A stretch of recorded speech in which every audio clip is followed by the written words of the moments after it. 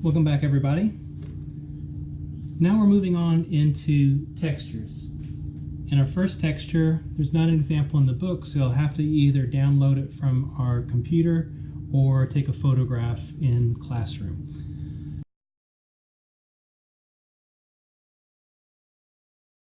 So I'll go ahead and draw this out, and I'm going to start with the easy areas first, the grays. And if you feel confident with this part of the painting, you may want to skip on until I start talking about the magenta colors. So I've got the walls moving up.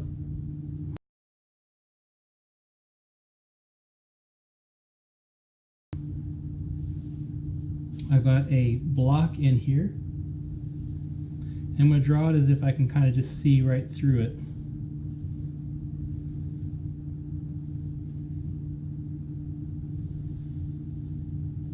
And then on top of that is this cloth.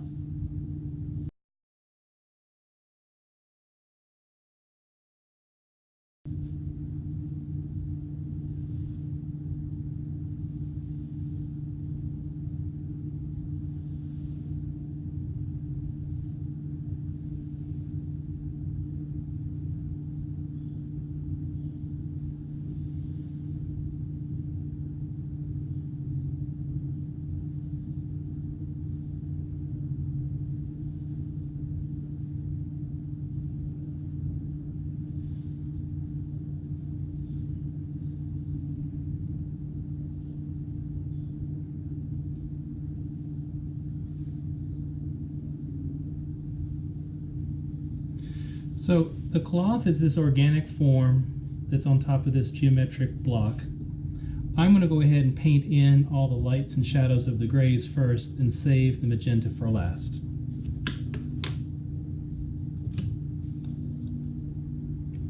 There's going to be a lot of value changes in the cloth, so I'm going to simplify one of the walls.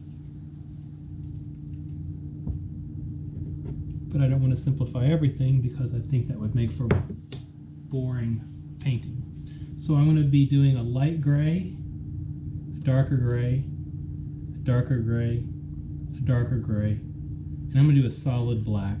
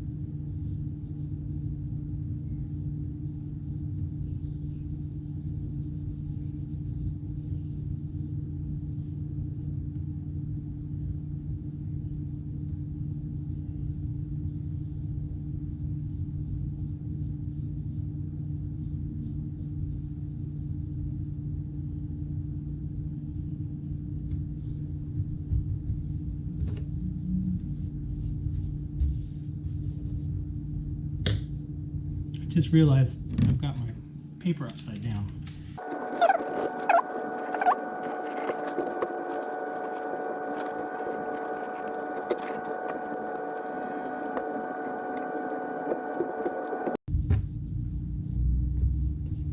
All right.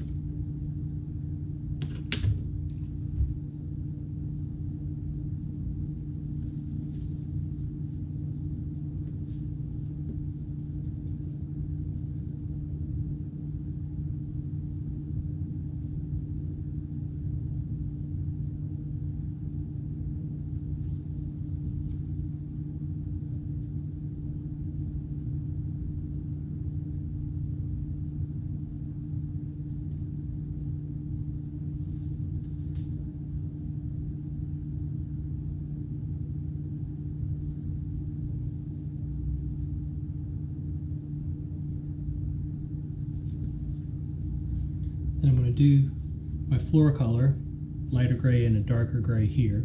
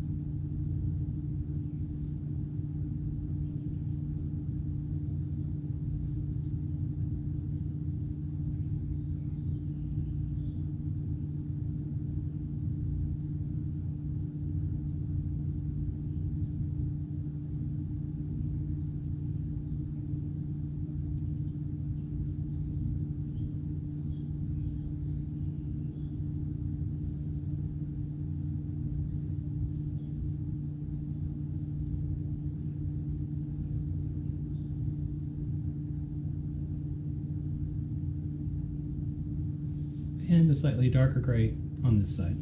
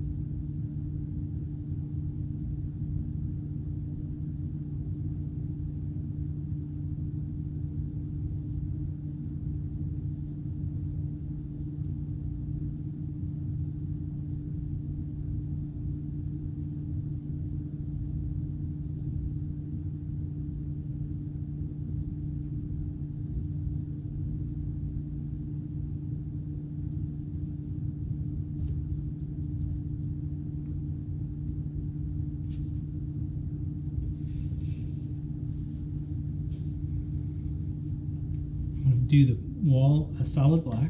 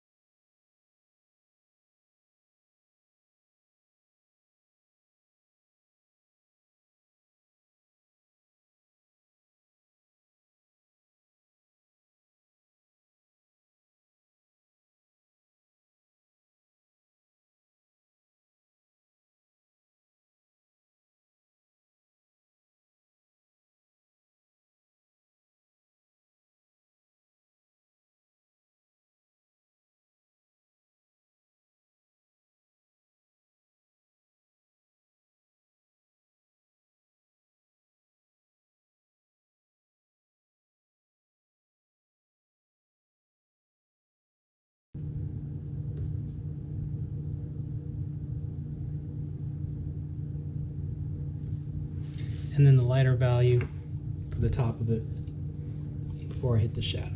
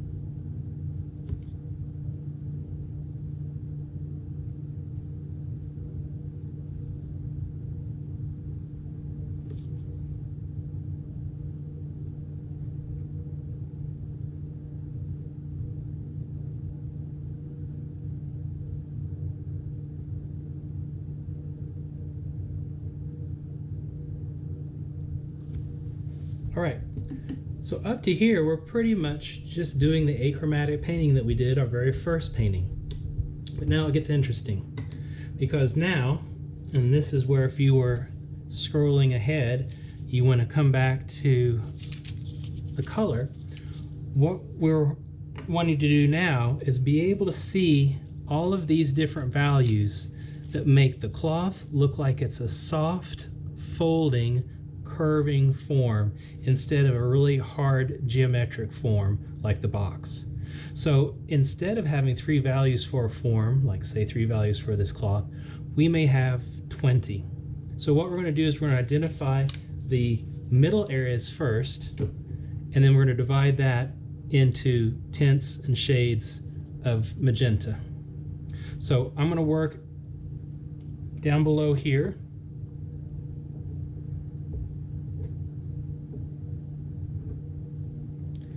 So I've got sort of middle values of magenta that aren't in the light and aren't in the shadow. They're right at that sort of neutral zone. And I'm going to paint those in first.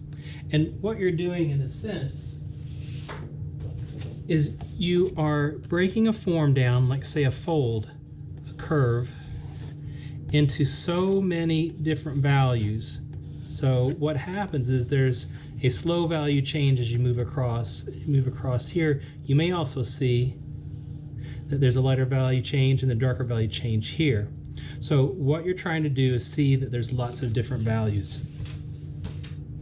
So what I'm going to do first is I'm going to look for all the areas that I think are just plain straight magenta. And those are in the areas that are sort of facing me, not really in the shadows or in the light.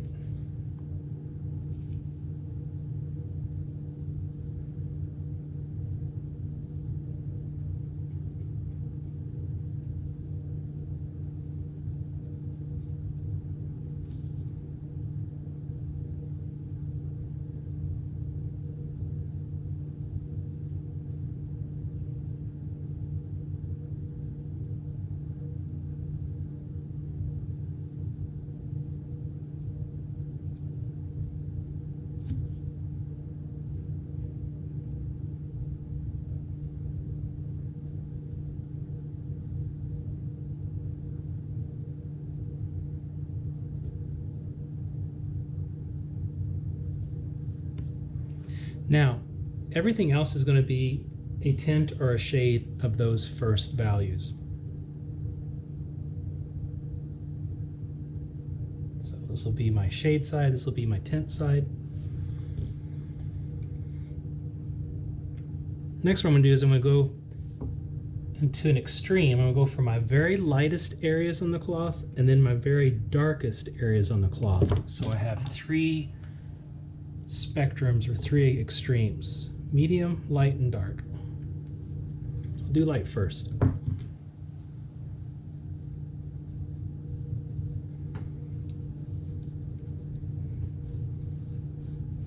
These will be all the planes that are looking up.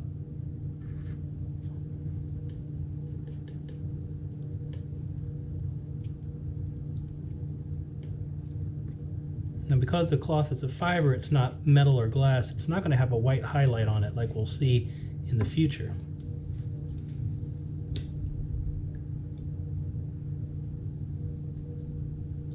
Some of the brightest highlights are closest to the light.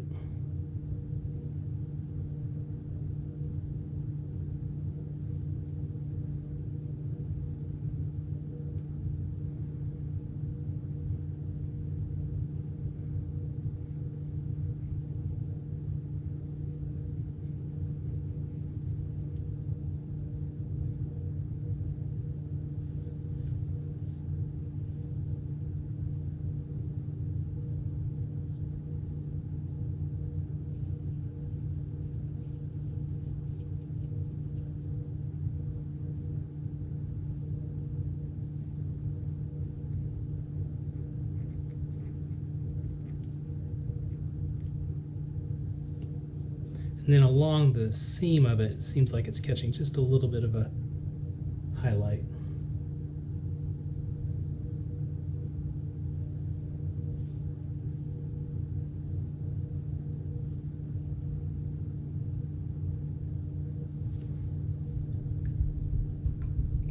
And now in contrast, I'm going to find some of my darkest magenta areas on the cloth. And I want to be careful, I don't want to go and make this look black. I want to make sure that I preserve some of the magenta quality.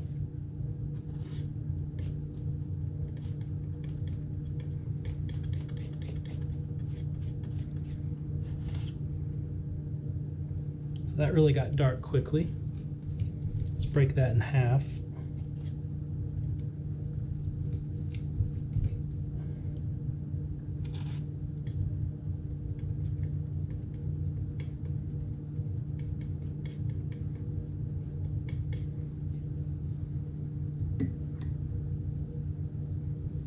And do some of the darker values now.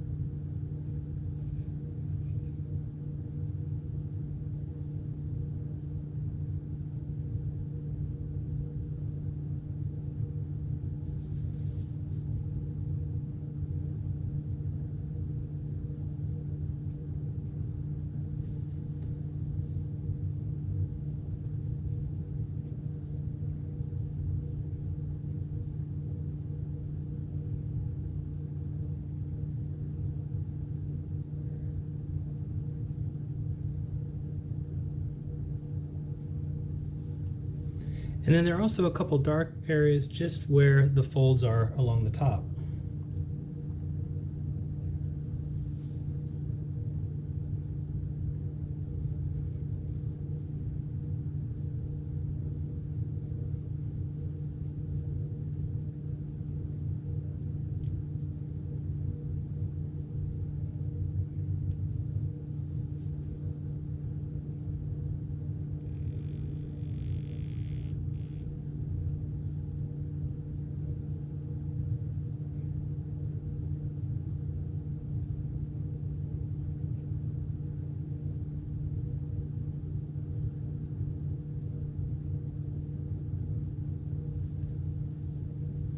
All right, so we got some of our lights, our middles, our shadows, and now we're going to go to slightly darker than middle.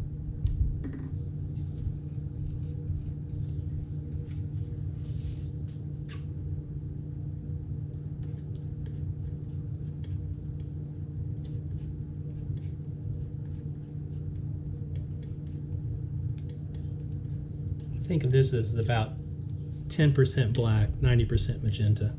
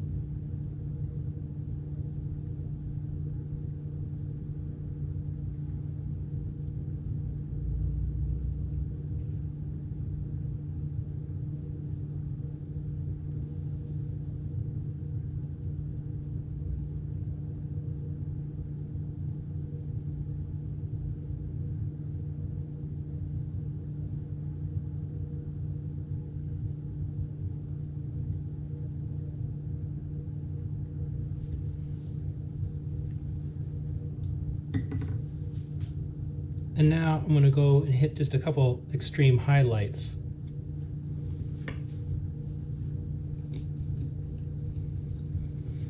And that's almost where the cloth seems to be worn a little bit more, and there's less color in it.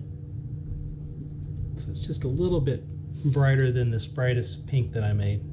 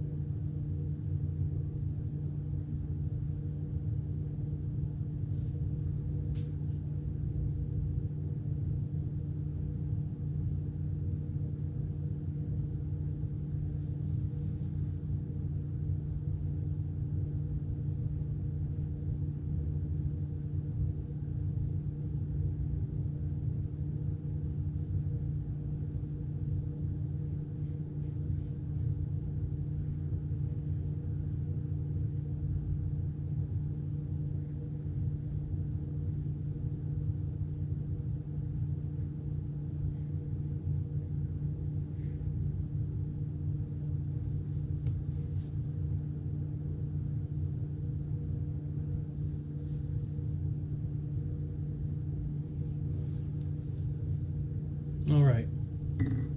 So for our quick study, what I want you to see is that there are just so many more value changes in here. We still have the light on the top, the shadow on this side. This is another kind of top that's now on the floor, light. And then as the folds turn, we don't have the sharp change of value like we do on the block and the block against the wall. Now we have some more softer value changes. I could probably punch in just a little bit more contrast in the shadows by going nearly black with those. Magenta is such a translucent paint that it can handle a couple layers to build it up.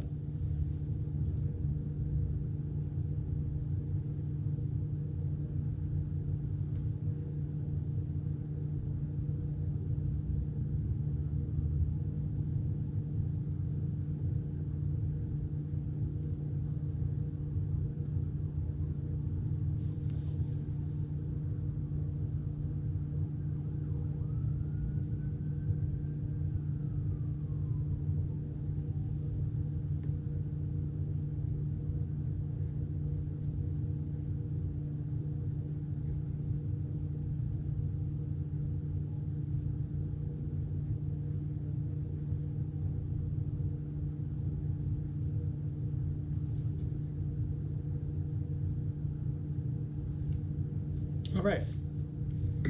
Well, do your best with this, and what I'm just wanting you to see is that instead of it just being 3 values that change cloth to make it look three-dimensional, you've really got more like 10.